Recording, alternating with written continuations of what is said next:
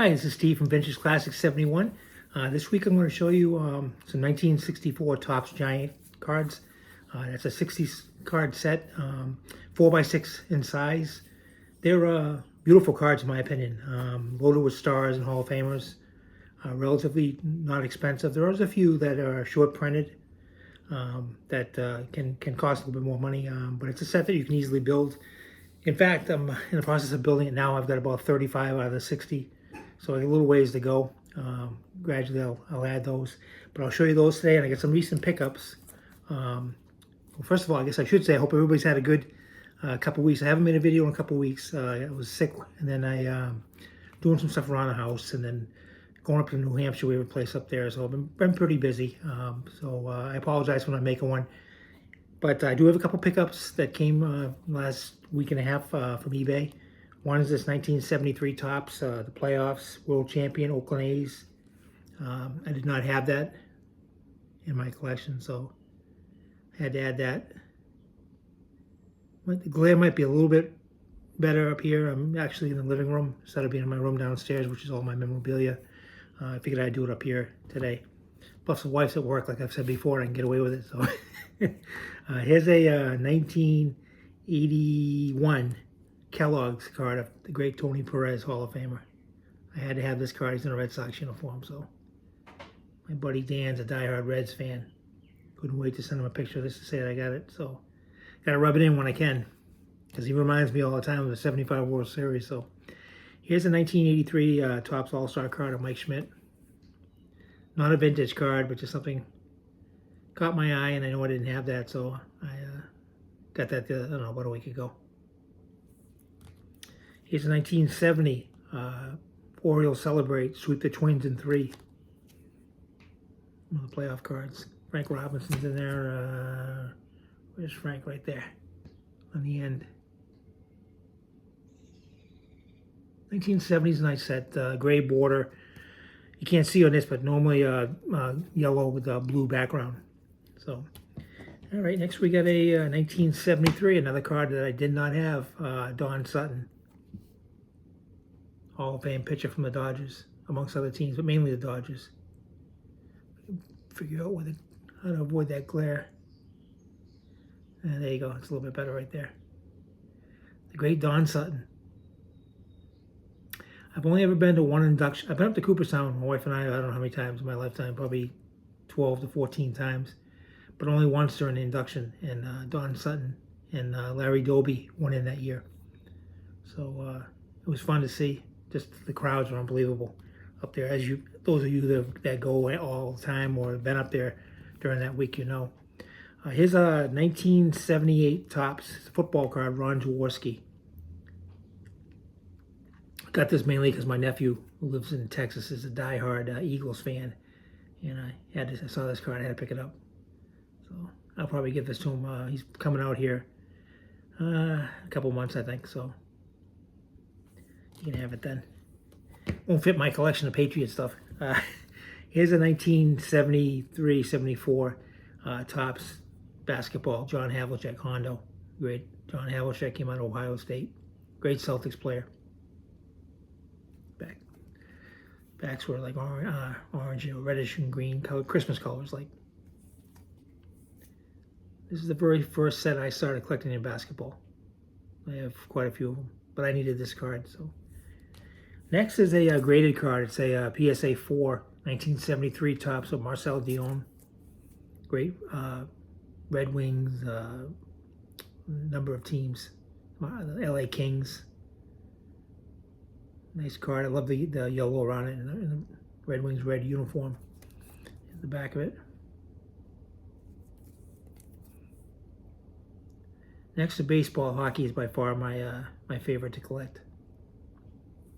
I especially love goalie cards.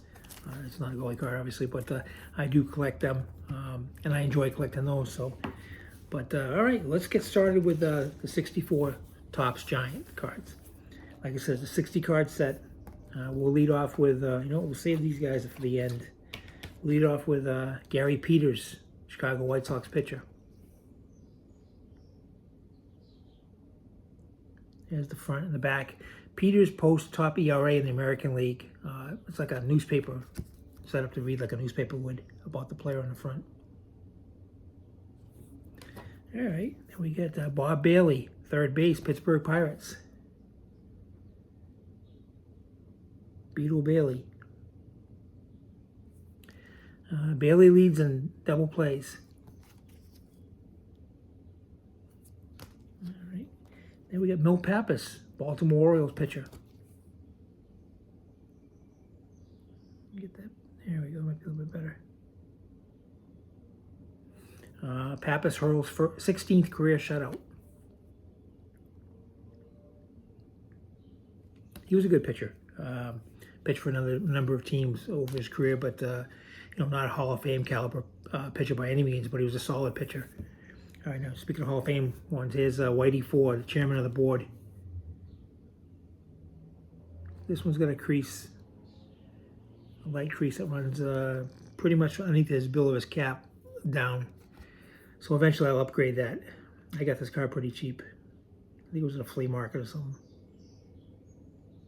The back says Ford wins his 10th World Series game. You can tell by the back of the card.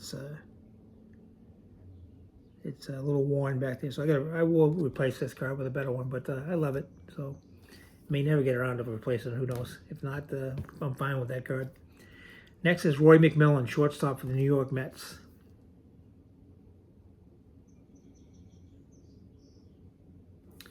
McMillan wins his 4th fielding title. Yeah, he's known as a great fielding player.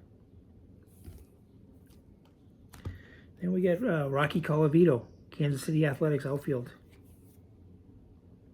Predates the Oakland A's. Now I don't know what they call it now. Sacramento A's or something. But Kansas City Athletics. Colavito smashes 4 home runs.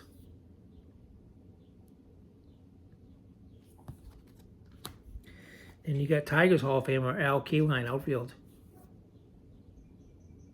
I love Al Kaline, it's one of my favorites. Kaline wins the American League batting title.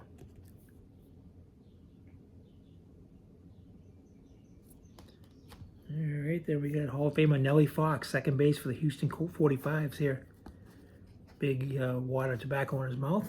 The old Colt 45s. Became the Astros afterwards. That's Nellie Fox. Like I said, Hall of Famer.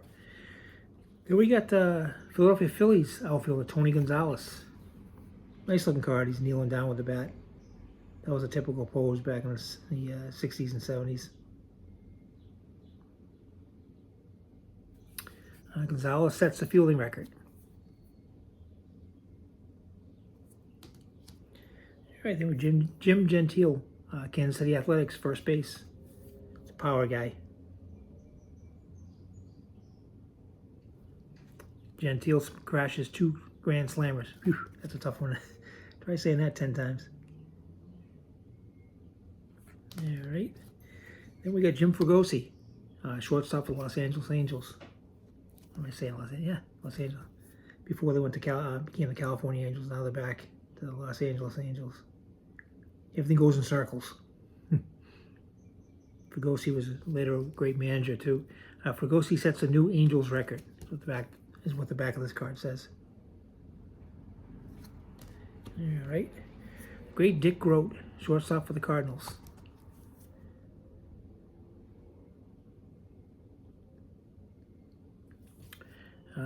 Groat wins the NL MVP award. He's more notably known for playing with the Pirates, but he had some great years. That's Dick Groat. Next, Chuck Hinton, outfield for the Washington Senators.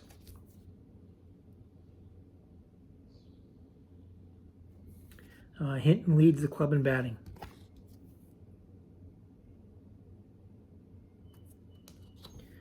Then we got Albie Pearson, outfield, Los Angeles Angels.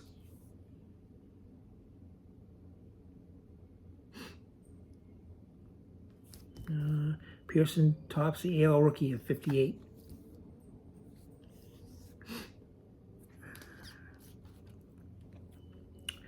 Pittsburgh Pirates pitcher Bob Friend.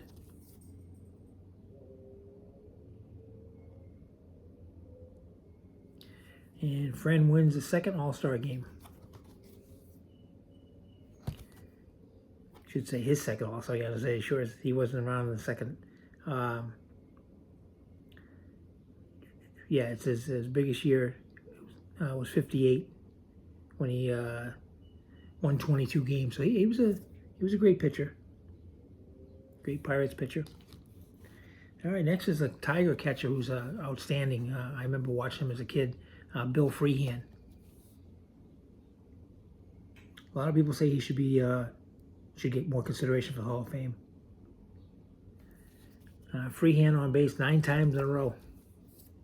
That's no easy task right there. All right. Then you got Hall of Famer Warren Spahn, Milwaukee Braves. Greatest lefty of all time. I tell you this all the time, but 363 wins, I think it was. Most by a left-handed pitcher. Spahn wins his 350th ball game. All right. Pete Ward, third base, Chicago White Sox.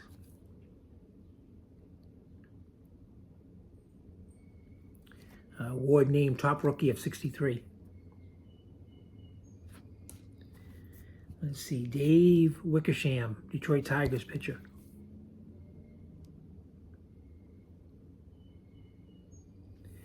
Wickersham, most active hurler. I guess I'd have to read the whole story to understand what they mean by that. And let's see, 238 innings pitched, I believe is what they're talking about. So, hey, even today that'd be unheard of, 238 innings. Johnny Callison, Philadelphia Phillies outfielder. Like I said, my nephew, diehard Philadelphia everything. He loves the Phillies. He'd love this card. Callison homers in the 9th.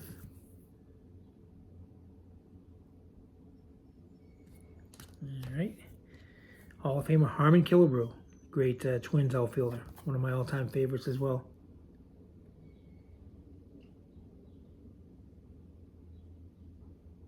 Big power bat. Killebrew wins his second home run crown. That's what's on the back.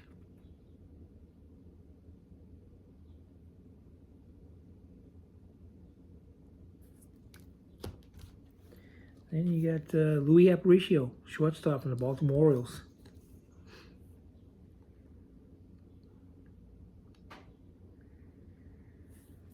Aparicio tops in stolen bases. Definitely was a speedster on the base path. Played later in his career with the Red Sox in the early 70s. That's when I really got the chance to really see him play a lot. All right. Next, one of the all-time great pitchers, St. Louis Cardinals, Bob Gibson.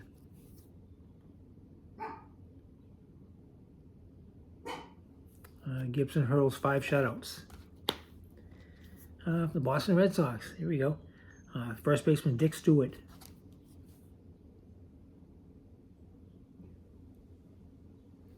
Stewart smashes 3 home runs in the back. And you got another Red Sox pitcher, Dick Raditz, great relief pitcher. The Monster was his nickname. Raditz fans 5 National League All-Stars.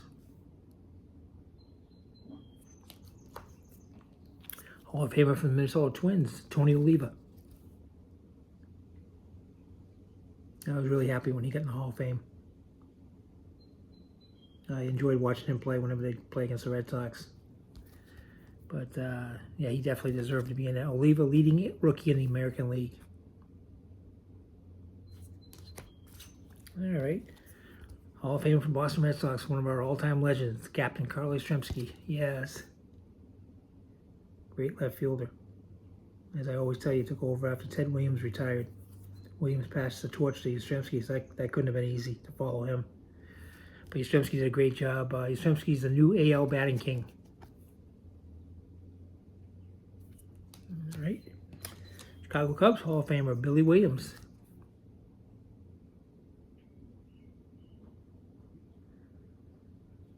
You got Williams named top National League rookie. And you got Juan Pizarro, Chicago White Sox pitcher. Good pitcher. Pizarro hurls an all-star game on the back of that one. I love these because, like I said, it's set up like a newspaper article on the back. So you can flip it over and read all about the guy. Here's a Hall of Famer from the San Francisco Giants, first baseman Orlando Cepeda.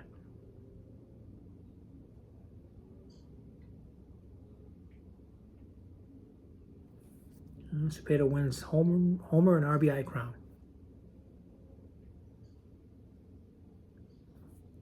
He was our first DH. Everybody knows Ron Blomberg was the first DH in '73, but the Red Sox first DH was Orlando Cepeda. Of course, he was near the end of his career at that point, but he was our first one.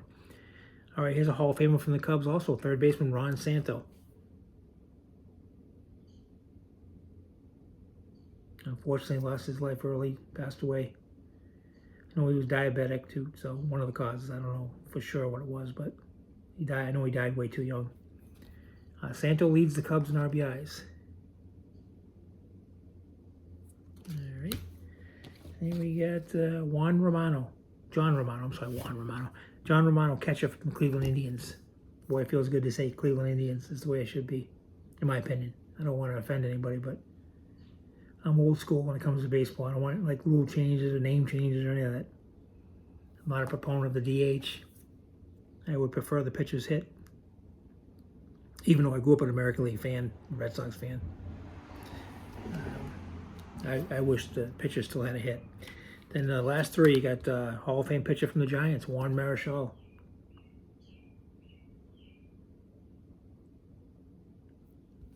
That one's off-centered. But, I mean, these are all nice. I mean, for the most part, you can find them in good shape. Marichal no hits the Houston 45s. All right. And one of my all-time favorite players, he never played for the Boston teams. Wish he would have, but it's Roberto Clemente. Outfield for the Pittsburgh Pirates, although it says Bob Clemente on the card, as you can see down there. Oh, I love Roberto Clemente. My good friend I've made friends with through YouTube videos. Jim Bark wrote the book about both Clemente, and he has one about Hank Aaron. And I spoke to him about a week ago, and he's in the process of working on one for Harmon Killebrew. Really nice guy, really nice gentleman. He's older. He's got some great stories. I told him he got to write a book about his life in baseball. As a kid growing up, all the way to the present day. It'd be a great book to read, I believe. But if you have a chance, definitely look him up, Jim Bark. He has 2 books out right now. Remembering Henry Aaron is one, and Remembering Roberto Clemente is the other. Both available through Amazon. So if you get a chance, by all means, check those out. I read them both, and in fact, I reread them a second time. Great job he did on writing those. But that's Roberto Clemente. And last but not least, Hank Aaron, outfield, Milwaukee Braves.